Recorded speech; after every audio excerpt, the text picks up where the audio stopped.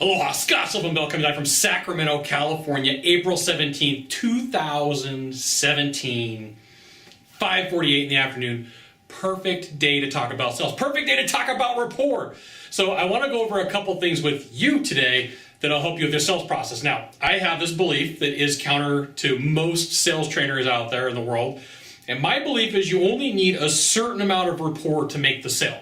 And the reason why this becomes important is because I've ridden with salespeople shotgun for the last 6 going on 7 years, and I see a trend, right? I'm really good at seeing patterns. And that trend is a salesperson will go into a call and they say like, look, I've got to build rapport. I've got to go in, I've got to talk to the buyer, I've got to make him my friend.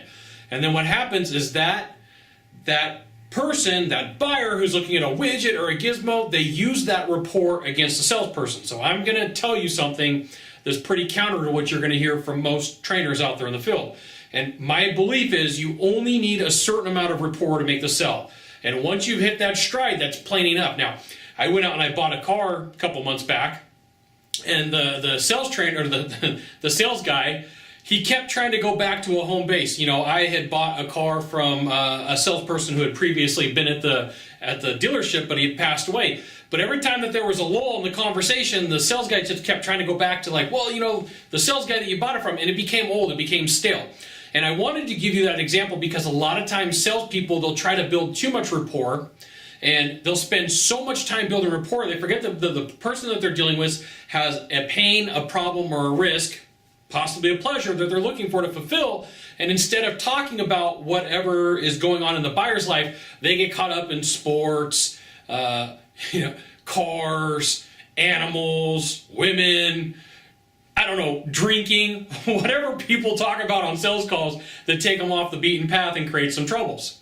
So what you got to know as a salesperson is there is a point where rapport is going to hurt you. So you should make just enough rapport to make the sale, maybe a little bit more, and that's about it. And I'm going to couple this with the second thing, that your fear of being a salesperson or your fear of not being liked is stopping you from making deals. Okay, so the first thing is you, if you're struggling right now, could be building way too much rapport. If you're discounting a ton, you could be building way too much rapport.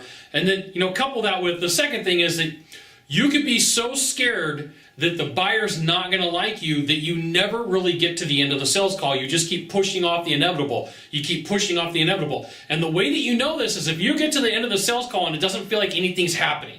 You're looking around, you're like, I feel like I'm doing everything that I'm supposed to, but I'm not getting any action. I'm not getting any movement from the buyer. Could very well be that you're stuck on rapport building mode. You're stuck on wanting to be the friend. And there's a point where there's nothing wrong with this, but think about this. If you've been in sales for any amount of time, how many buyers have you actually gone out and done stuff with? Now, there's going to be a small segment of the sales population who hangs out and fishes and barbecues with their buyer.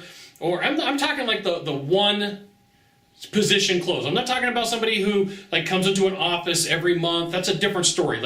People who buy cars don't usually come hang out at the dealership and work with car sales. People who are in-home sales, the salesperson doesn't ever go back to hang out with a buyer. Now, there's probably a small percentage of population that does that, but you got to know, if you're thinking that I need to be friends with this person and they're going to be friends with me, it's being used against you in the sale. I can pretty much guarantee it. Yep, I'm going to guarantee it, okay?